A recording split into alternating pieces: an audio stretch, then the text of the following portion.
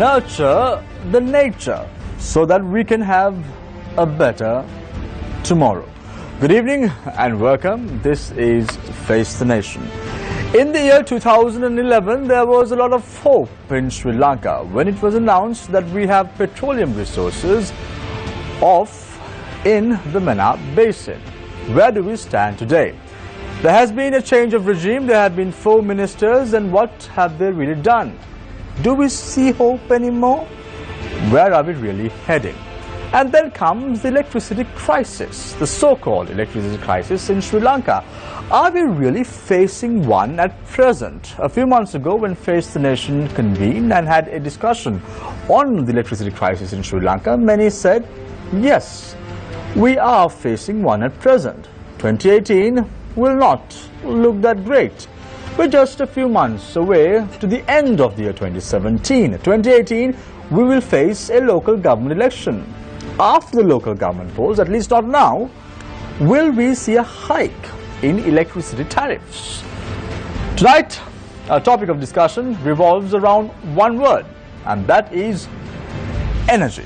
To discuss all this and more, we have invited 3 guests, 2 known faces and 1 new face. Let me quickly introduce them to you. Joining us this evening again on the show is Vidura Rapanava, environmentalist. Nice to have you back on board, Vidura. This time a bit different with a moustache, and I can't even call you young anymore. Thank you very much for joining us, Vidura, this evening on the show. Also joining us this evening is Damita Kumar Singh, Director General, Public Utilities Commission. Nice to have you on board as well, Damita. Also joining us this evening on the show for the very first time is an energy expert, Salia Vikramasuriya, former Director General of the Petroleum Resources Development Secretariat, and now is the co-chair of the National Agenda Committee on Energy. Nice to have you on board as well, Salia. So let's start off tonight's show with Damita Kumar Singh, Director General, Public Utilities Commission of Sri Lanka. Damita, a few months ago when we met, you said Sri Lanka is at a dire need of sourcing energy, and we have to do it immediately. If not, we will face an electricity crisis in the future. Right now, 2 months away to the end of the year 2017, 2018, how does it look like? The time starts now. Yeah, actually now we need about 1200 megawatts of installed capacity within the next 36 months. So out of which we need about 400 megawatts to be installed within the year of 2018, followed by the other years, which consist of natural gas plants, diesel plants and the renewable plants. So 1250 megawatts, if you put it to the context, is about 1/4 of what we have right now. We have about 4000 megawatts installed capacity, so about 1/3 here, 1/3. So we have to quickly install these power plants to move away from a shortage.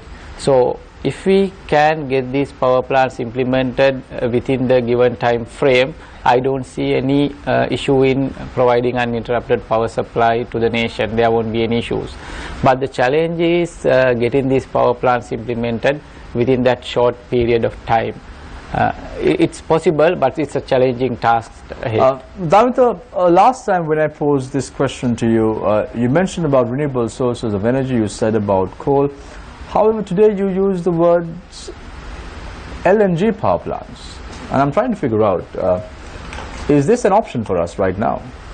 Yes, actually now if you look at the energy security aspect of this country as well as the policy of the government, now we are looking at by around 2030 we are looking at being energy self-sufficient, number one. When you say energy self-sufficient, what we have is in one hand the renewables, what we have solar, wind, water and so on and so forth, and on the other hand we have discovered natural gas in the Manab Basin. So both put together we can achieve the energy security. So in our generation plan also, which Commission has approved, considers natural gas, renewable and the existing coal mix for 2030. Like 60%, we are looking at about 60% renewable in 2030, plus about 20 to 25% from gas, and 15 to 20% from coal. That's the mix we are looking at around 2030. Damita, given the fact that when you take a look at countries like Saudi Arabia, it took nearly 30 years to be able to utilize the petroleum reserves that they had. We're just 7 years down since 2011. We have, according to you, we have approximately 13 more years to make Sri Lanka energy sufficient. That accumulates to only 20 years. Given the slow policy, given the nature in which Sri Lanka moves, do you think using the natural gas reserves in the Mannar Basin is going to be a practical option for a country like Sri Lanka? Yeah, I'm not an expert in Mannar Basin energy. Probably Sali could explain that in more detail. But what I am saying is, what I know is that the gas is available, and it is practical to get it to our power plants here. So within few years, it should be possible if we really move into harness those resources. Thank you very much, Damita Kumar, Senior Director General of the Public Utilities Commission. We, of course, will grill him later on in the show with regard to electricity tariffs. Will bringing in LNG or renewable source of energy, will that help reduce the electricity tariffs? A big question mark. We'll have the answers for you in a bit. Next attention, of course, goes to Salia Vikramasuriya, former Director General of the Petroleum Resources Development Secretariat. Salia, 2011, there was so much of hype about finding petroleum reserves in Sri Lanka. I recollect President Maithripala Sirisena went public and said, guess what, we found petroleum reserves, and in the next few years, we will be having our own exploration activities. 7 years down the line, and no concrete action. Sri Lanka, what's happening? Do we really have it? Is it commercially viable? What's happening? Those are good questions. The answer is yes, we do. And one of the reasons for the delay is that classically oil and gas exploration projects are long gestation projects. They require a lot of investment that we don't have the capacity to make as a country. But it was good news in more than one way, Shamir. It was validating the petroleum potential of the Mannar Basin. And that was important to us. It was also important to many others in the world who were watching Sri Lanka's efforts, because there are geological tiebacks between the Mannar Basin of Sri Lanka and certain other parts of the world in which major gas and oil discoveries have taken place within the last 5 years. So there was some expectation that Sri Lanka, if the petroleum systems were proven, Sri Lanka might have the same potential as these other places, notably East Africa, Mozambique, and fairly well-known gas discoveries there, the largest in the century. So from that point of view, there was a lot to be glad about. But that was just the beginning. That was just the proving of the petroleum systems, and that was the proving that Sri Lanka was, in fact, capable of hosting or owning large volumes of petroleum reserves.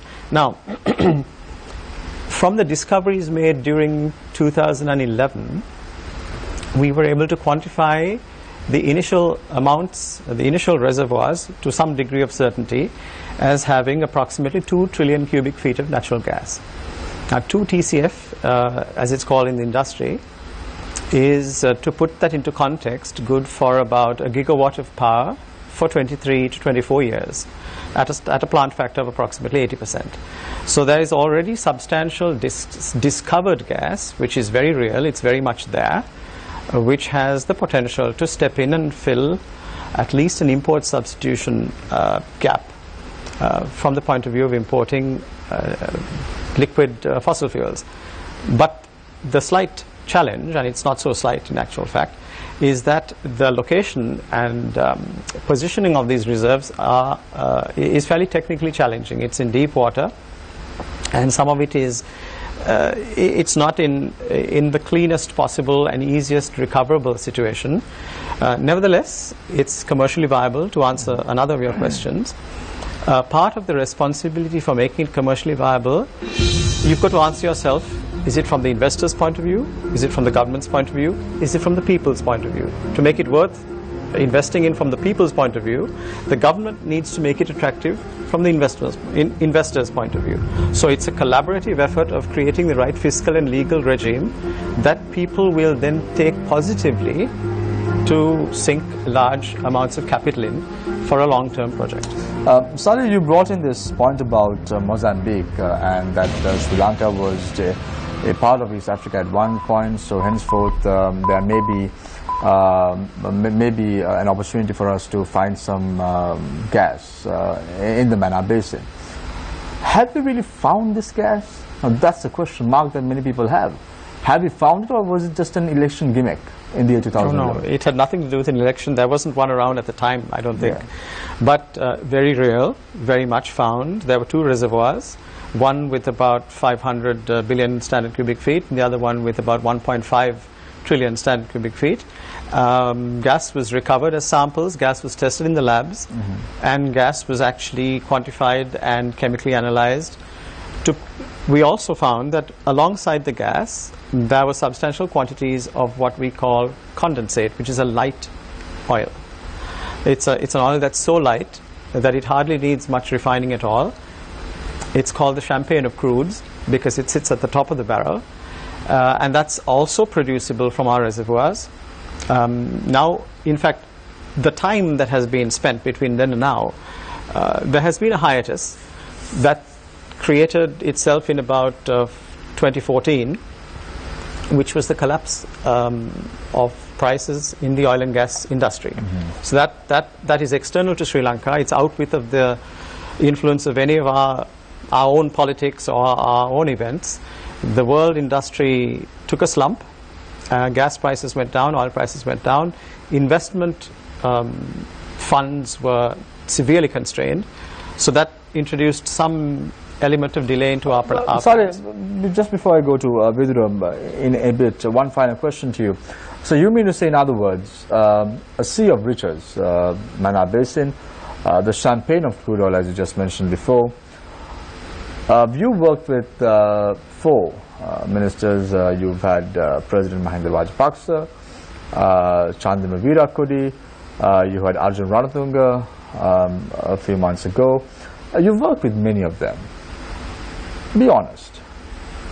Does any one of these individuals have the political will to do this? Or was it just talk only? I think they all had. You missed out one minister, Champika Ranawaka. He was, I would say, the minister of our sector from January to about August. And during that period, the thing about this, it's a great question. It takes a while to bring new ministers on board in terms of giving them the comfort and assurance they need to understand the subject, because it's new to most Sri Lankans. So after that initial period of 2 or 3 months passed, I don't think there was a single of these ministers, including the former president, who felt that the opportunity was not worth exploiting, which is why you will have found that all of them have made the comments they have made because they want to see something happen. Now, when you have ministers changing rapidly, it's not conducive to the stability of a sector. So I think we shouldn't be unfair by them. They have all supported it, and we need to now provide the continuity at our end. Thank you very much. Salih Vikramasuriya, former Director General of the Petroleum Resources Development Secretariat. We, of course, later on in the discussion, will be asking him whether we've had investors, whether we had potential investors come in Sri Lanka and saying, yes, we are ready to do this for you, and what is the exchange like, whether Sri Lankans are going to have this money or whether it's going to go to an overseas company. All this and more we'll be discussing in a bit. And now, Vidura Ralapanava, environmentalist. Vidura, problem again to environmentalist. You had a problem with coal. Would you be having problems with an LNG exploration offshore activity taking place in the Mannar Basin? Would this in any way harm the environment, or are you optimistic about it? If you look at Shamil, if you look at energy, there is no energy form that you can get which has zero environmental damage. Right. Renewable energy also has environmental damage? If you look at how, if you take, for example, solar, how it's constructed, it is, if you look at the currently planned wind farm project of Manna, if you look at the environmental impact assessment, it clearly says it increases mortality of certain species of pelicans by 10%. So all of this has an impact. The question really we need to do is, what is the trade-off that we are trying to make here, right? I still have the same concerns about coal. I also have same concerns, certain concerns about gas as well, because at the end of the day it's a fossil fuel. What are your concerns about gas? Because I don't want you to have a placard in a few months saying, I am not for gas. Tell me the areas in which it concerns you. Climate. And you know, it's interesting we are having this conversation when again we have monsoons failing, because the second intermonsoonal range should have started last month. We are just getting into this. The challenge that we are having is, in Sri Lanka, the climate has rapidly changed, and this is some of the trends that we've been predicting on long-term climate impact is already being felt now. So the question that we need to come back to and ask, is this only a question of what form of energy that we use, or do we need to consider other concerns like what is the climate impact of the selected fuel? I want to look at it in two different ways. If you are looking at the three forms of fossil fuel, there's coal, there's gas, and there's oil. What has the least negative impact to the environment? And there the answer is gas. And the second question, which is kind of interesting, all three of these fossil fuels are currently in crisis because of the diminished demand and movement of, because renewables are becoming more and more cheaper. Which fossil fuel source will outlast the other two? If you look at that as an angle, it's definitely going to be gas. There is another reason that I think gas is important for Sri Lanka, because we are trying to still do an industrialization project in this country, but also at the same time we don't have industrial fuels available in Sri Lanka for thermal needs.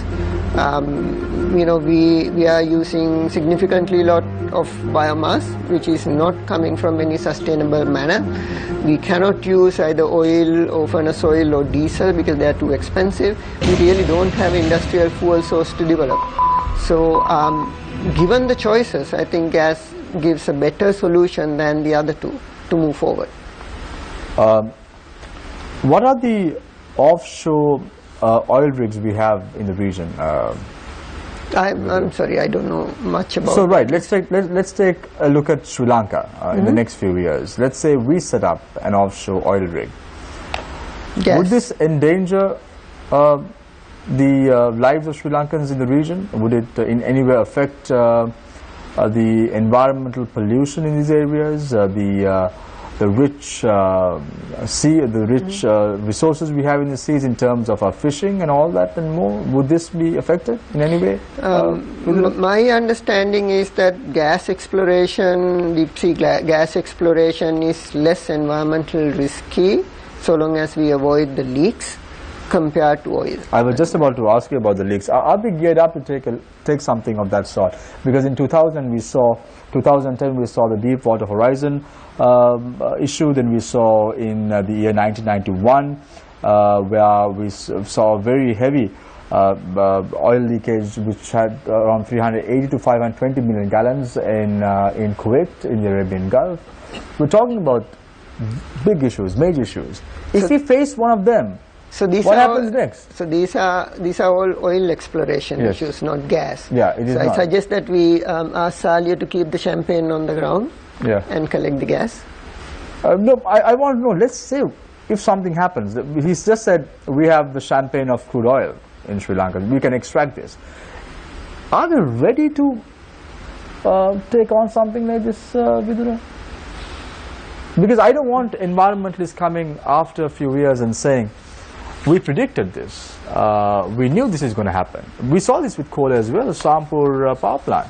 There were no discussions initially, but during the latter stages, there was a huge cry from environmentalists about this. And fortunately for Sri Lankans, we closed it down. Sure. I don't want this happening. I just wanted to forecast, but it's very easy to say there's a risk, don't do it. But are we really geared up? As a nation, as a country? I don't know.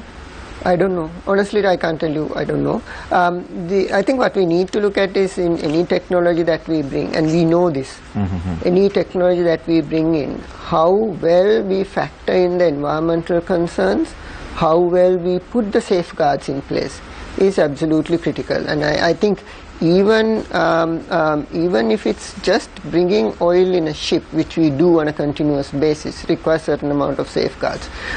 Deep sea exploration definitely requires significant more technology as well as environmental and safety safeguards to be put in place. So any project that we go forward to do any of that has to be built in that. Thank you very much, Vidura, for your thoughts as well. We of course will be asking Vidura what is more commercially viable. Is it coal, gas, or other sources of energy that we should produce electricity from? All that and more in a moment. Vidura, don't worry, that's your pet area, I know. We'll come back to that in a minute. Let me introduce our journalist very quickly. On to my immediate left is Charita Fernando, and on to my far left is Nadir Majid. So let's start off tonight with the lady. Thank you, Shamim. Let's start off from you. My first question is to Mr. Kumar Singh. We saw the forum that was held last week, the Energy Forum 2017, and the Deputy Minister took the CEB to task for not being present. And one of the allegations he leveled against CEB officials is the lack of cooperation between the CEB and the PUCSL. Is that a problem? Actually, I don't see any area of issues, any major issues with CEB, except there are some discussions going on the approved generation plan. So when you look at the PUCSL regulatory purview, it is much broader than the generation plan itself. It varies from economic regulations to technical regulations to the consumer affairs. So all those areas there are no issues, but the latest generation plan, there were some concerns expressed by CEB after the approval. That's it. So the delays in now, for example, like the delay in the Kerala plant, what is exactly the delay? Why is there a delay? Is it because of incomplete procurement processes, or what is the delay? Actually, from the regulator side, we are not into the procurement process, so I cannot exactly tell you what the issue is, but we can tell you is that by 2019 we need that plant to provide power. So we have about 24 months to get that plant up and running. Mr. Kumar Singh, this generation plan has been discussed for some time now. You just mentioned that there are some discussions ongoing. What are you still discussing with CEB? No, we are not discussing anything with CEB at the moment on the generation plan, because it is already approved. Generation plan is there. So it's a matter of implementing that plan. Is there a reluctance on the part of the CEB to implement the generation plan that has been approved by the PUCSL? It looks like, but they are currently implementing that. If I'm not mistaken, the CEB previously submitted a plan which included lots and lots of coal. The US President Donald Trump would have been proud of them for their firm stand on coal. What was the PUCSL's reasoning in striking down that previous plan? Actually, it all boils down to the cost, ultimately, including the environmental cost and other externalities. But when you look at the present prices of renewables, the gas, the coal and the other liquid fuel, we came up with the least cost plan, which consists of renewables and natural gas. And there are some liquid fuel power plants which are required for the next few years because we need plants quickly. So we don't have other option, coal, natural gas. They cannot be put in within 1 or 2 years. So we had to go with some liquid fuel plants, then subsequently to the natural gas, because if you look at the 20-year time horizon, the mix that we have suggested is the least cost. From the point of view of the public, from the point of view of the layperson, I'm not an energy expert, but whenever I go online, I'm reading magazines, you always come across articles which talk about the rapidly decreasing cost of renewable energy sources. But amid all of this, you hear in the media officials of the CEB insisting that coal is the cheap option. Are they wrong? I will put it this way. Now, the last 3 tenders on wind, solar and natural gas. 10 megawatt wind was closed at about 10 rupee average, 12-20 at the highest tier, but I think it's about 10 rupees the levelized cost. This is per unit? Per unit. Then the solar, very recently closed tender was, the lowest bidder was somewhere around 1186 rupees per kilowatt hour. And the last natural gas plant, the first natural gas plant tender, I think the lowest bidder is just below 15 rupees a kilowatt hour, but that has a 2-year period of running in diesel factored into that, plus I think the gas price was taken as $10 per MMBTU. When you factor that in, it was around $14.99, but you replace the diesel with gas and have a 20-year gas plant, the price would be much lower. And our average price is about 21 rupees. Mr. Vikram Suri, I'd like to come to you. You were talking about the viability of the country's carbon reserves, the gas and oil reserves. I'd like to pose this question to you in this way. Is Sri Lanka capable of tapping into these resources, considering the fact that we're a country that's very big on our sovereignty and our territorial integrity? Are we capable of tapping into these resources without giving away a significant stake to an external party? Thank you, Naveen. Great question. The answer is yes, because we are not the first country in the world to face this dilemma. There are proven and tested means of managing and regulating investment in the oil and gas sector and yet preserving national interest. So I don't think any of our integrities need to be, shall we say, threatened. The country is also 10 trillion rupees in debt. Right. So that's all the more reason why this should be done in the most methodical, transparent and systematic manner. One of the reasons for the delay of, I would say, the time that has passed since the initial discoveries was the fact that the PRDS was actively building capacity in Sri Lanka to manage something that was new for us. There's a few people like myself and others who have been in the industry before and to whom it doesn't pose so much as an ideological challenge. But for the majority of Sri Lankans, I completely understand that it has some, shall we say, some fear factor. But no, there doesn't need to be. The world is full of countries that have not sacrificed their sovereign integrity or territorial integrity or political stability for producing their indigenous resources. The idea in doing so properly for Sri Lanka should be to select the right partner, because at this stage of the game we don't have the knowledge yet, we don't have the expertise, and we certainly don't have the finances to do it. As you quite rightly mentioned, we don't have the knowledge, we don't have the expertise, we don't have the technology. The world's largest producer of natural gas, if I'm not mistaken right now, is Qatar. And the state of Qatar made humongous investments in liquefaction technology, etc. And this all happened over a period of decades. It wasn't a short-term plan. It was a visionary long-term plan that brought Qatar, that eventually turned Qatar into the soft power in the Middle East that it is today. We're a bit late to the ball game.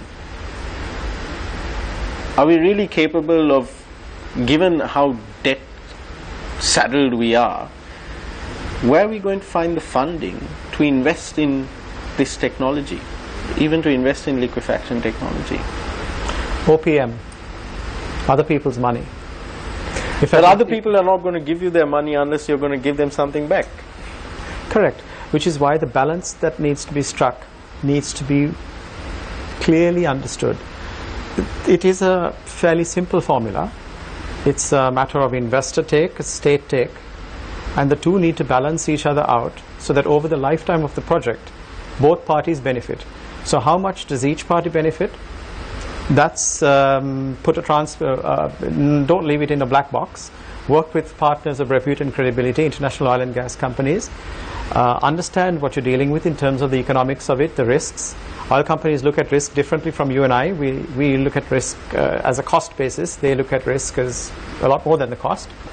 So it's a matter of actually understanding what each party wants from the deal and then entering into a long-term production sharing agreement. That Sri Lanka has that regime already laid out. So we've actually proceeded to the point of negotiating petroleum resource agreements with oil and gas companies with a view to future production, which are quite equitable to the country and will stand any scrutiny. Mr. Vikram, Vidura, just one question for Vidura quickly. You heard the Director General of the Public Utilities Commission say that there appears to be some reluctance on the part of the CEB in implementing the generation plan. You've been on the show before with the then chairman of the CEB. Any ideas on where this reluctance stems from? I think CEB has not been very shy of expressing their love for coal. In fact, it was last week's event that PUCSL hosted. A senior gentleman from CEB said that we will fight for coal. And it's been happening, although there is a very clear government statement saying that we will not go for coal.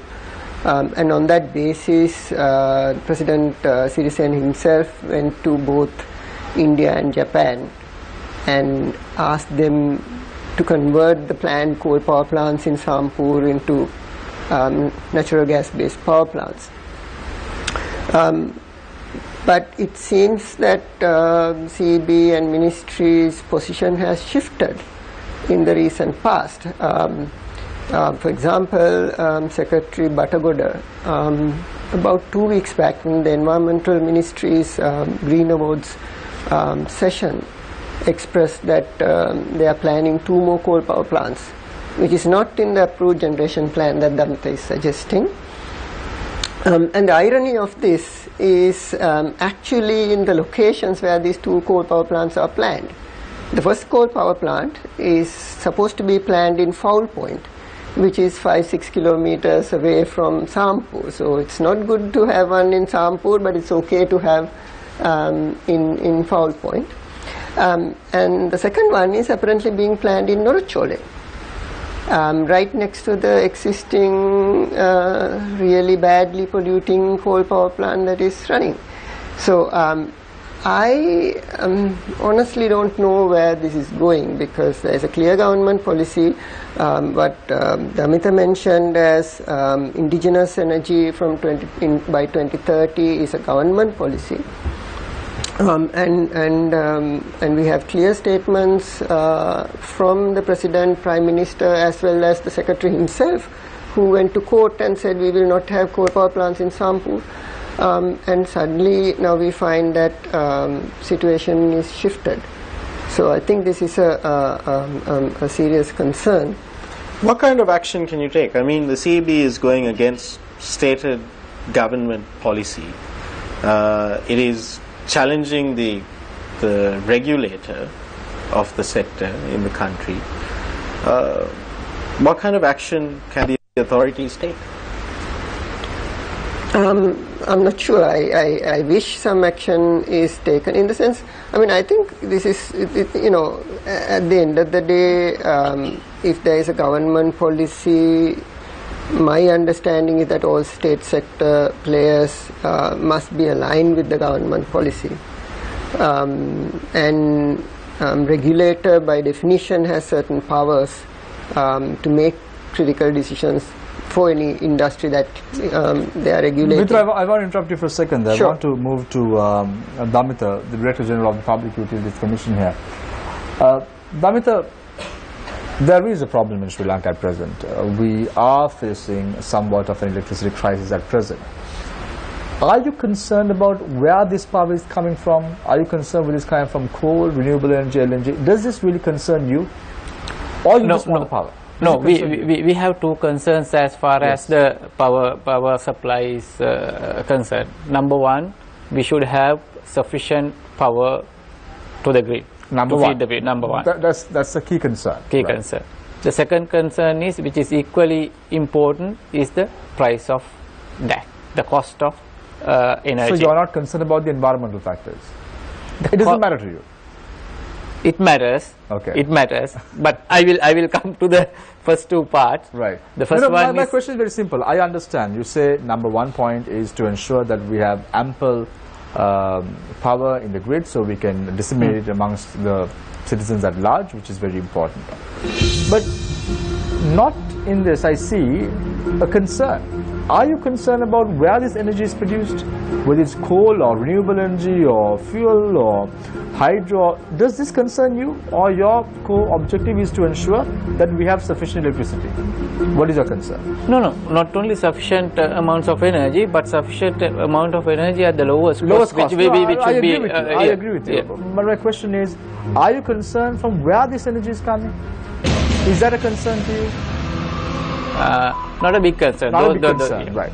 See, Vidura, I recollect a few, I think it was 1.5 years ago. You addressed an AmCham event and you were articulating about this American gentleman who once said that coal is bad and coal is not the way to go. And then you also said about the Paris climate change conference, and you said this is the way to go ahead, and you said that the Americans have now taken a stand. Let's now take a look at what's happening in America. They just pulled out of the Paris climate change agreement and puts all your thoughts right out of the window. And when they're not concerned about energy anymore and about how it is being produced, why is little Sri Lanka concerned about it? Okay, so can I just add something yes, please. To what Damita said as well? If you look at the Electricity Act, it says least cost, but it has another adjective on top of it, least economic cost. So least economic cost is not least financial cost.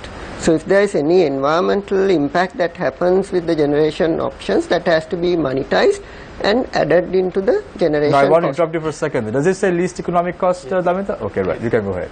Right. So that's the first one. So there is an environmental concern in a particular type of in a particular wrapping that's plugged into the generation planning process. So coming back to this, yes. Donald Trump has pulled America. Well, he has said that America plans to withdraw the agreement. It's not so easy. It's like Sri Lanka saying we are going to pull out of Port City. We know where it ended.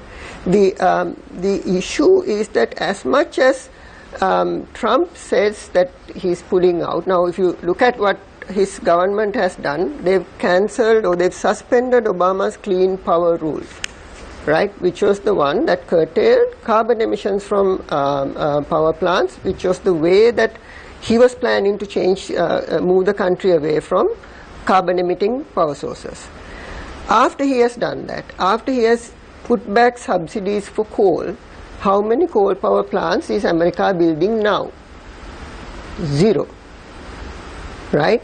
Because what has happened also at the same time, as much as people realize coal is polluting, all the other technologies that were generating power has come down in price. So it does not make any economic sense to build coal power plants anywhere anymore. All right. Now I want to get back to Damitra again. Damitra, what is cheaper? Coal, renewable energy sources, or fuel or hydro? What is cheaper? No, actually the cheapest option for Sri Lanka is what we have approved, which consists of renewables and gas. Of course, to run renewables, we need some kind of flexible base load power plant, so that can be supplied through gas, which is also indigenous. That's what we are looking at. So with those two combination, we can have the least cost as far as Sri Lanka is concerned. Right. Vidura, again back to you. Now you said about America and how they've stopped constructing coal power plants, but you did not mention the fact that why is little Sri Lanka concerned about coal? So let me ask you a question back to you, Shamil. Yes. No, I want to ask that. Is climate change an American problem? So let's answer this question. Whose problem is climate change? Whose problem is climate change? It's all of our problems, right? We have farmers who for 3 seasons cannot farm. Whose problem is this? Is this Americans? Who's going to feed our country? Is it Americans? When our crops die, when our forests die, who's going to look after them? You go to the north and see how much under drought conditions they are facing, right? Whose problem is this? When we got, for 2 consecutive years, we've got massive floods, right, that took over part of the country. Whose problem is this? So let us stop pretending that climate change is America's problem or somebody else's problem. A small country which is running on monsoon for rain, which is, primarily we are still dependent on rainfall for all of our agriculture as well as our part of our electricity. So if a country like us don't really factor this in, where is our prosperity coming from? We can get cheap electricity if we believe coal is cheaper, right? But at what cost? Now when at some point when coal is cheaper, we could have had this conversation. Now when coal is no longer cheaper, why are we still having this conversation, knowing the actual impact climate change is currently doing in the country? Forget about what's going to happen in 2030 or 2040 or 2050. Thank you very much, Vidura, for your thoughts. I will get yes, Chandra, very quickly. Mr. Kumar Singh, now the Central Bank Governor, Dr. Indrajit Kumaraswamy, said that that the government is committed to introduce a price formula for fuel and energy in 2018. So what can the consumer expect? Is this brought to reduce the losses on state-owned enterprises, or is it looking at issuing these services at international market rates? So what is the thought behind this? No, actually, I can talk about the electricity pricing. Actually, this formula has already been there since 2011. That's the methodology that was approved by the Commission in 2010, and it is there since 2010. And according to that tariff methodology, you can adjust the tariff whatever the frequency that is required during a year. Now we are thinking of adjusting it twice annum. But when you say about a self-adjusting formula, it should be fair. That is the main concern. It should be fair by the consumer, fair by the utility. So we cannot pass all the costs that are incurred by a utility to the consumer. So somebody should ensure that the pass-through cost is a fair cost. So that's the role of Public Utilities Commission. So for the last few years, we have been directing CEB to do certain things to ensure that the cost they are incurring is transparent and fair. So we are still awaiting few. So with all this uncertainty, how can you come work on the price formula, because we still don't know. There seems to be a lack of direction in terms of. No, actually, pricing is determined on the short run. So for that we have enough data to determine that. But now the question is the fairness question that is there, whether the cost should be transferred to the public fully, or whatever the cost incurred by utilities should be transferred to the public. So we have to strike a balance there. So that's what I said. We have introduced few mechanisms to be adapted by CEB, and many of those are adapted, but one or two are still left to be adapted for us to be satisfied. The most important things are not being implemented. Can I ask one more question? Yeah, from Mr. Salia Vikramasuriya. Let's focus a little bit on Trincomalee with the oil tanks, and there's another huge controversy over the oil tanks. We are not making full use of it. As an expert in the petroleum sector, what is your best advice to the government? Chaita, if you think about the current situation we are in globally, it's an oil glut. Prices are depressed, and oil and gas, the supply overhangs the demand. So in other words, when that happens and the prices go down, people are looking for oil. People are looking to store their oil. Currently, tankers are used to store oil, pipelines are used to store oil. So in fact, the price of storage is counter-cyclical to an oil price. When the oil price goes down, the storage price goes up. Now Trincomalee has a 1 million barrel storage facility. It was first made for bunkers. So it isn't really a state-of-the-art modern facility, but it's robust, it's sound, and certainly there's a market opportunity now to simply use it, rent it out as storage, suffering a due refurbishment cost for the purpose of at least crude. It may not be technically feasible to use those tanks as they are to store product, but they certainly can be used to store a crude and potentially furnace oil and things like that, subject to proper refurbishment. So there is an opportunity, there's a commercial opportunity. Now that requires investment, it also requires some marketing. I would suggest that the government looks into that. Do you think the government should look at one entity to manage the whole operation, or do you think the government should open it up to other private enterprises? I think the industry needs to be polled what this region requires in terms of storage and hubbing facilities, and who are the players in that business. So that isn't a difficult equation to solve. If you look at where Trincomalee is and where it supplies and where it gets its products from, that limits the number of players.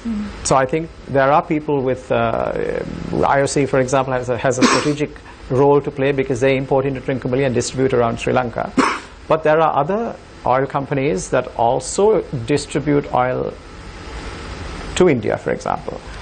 So there's a small but fairly competent group of players that need to be polled to see how best it can be done. I don't have the solution off the top of my head. Right, then we go in for a short commercial break. More interesting questions about Sri Lanka's energy future after a short commercial break. Stay connected and stay with Face the Nation. We will be right back.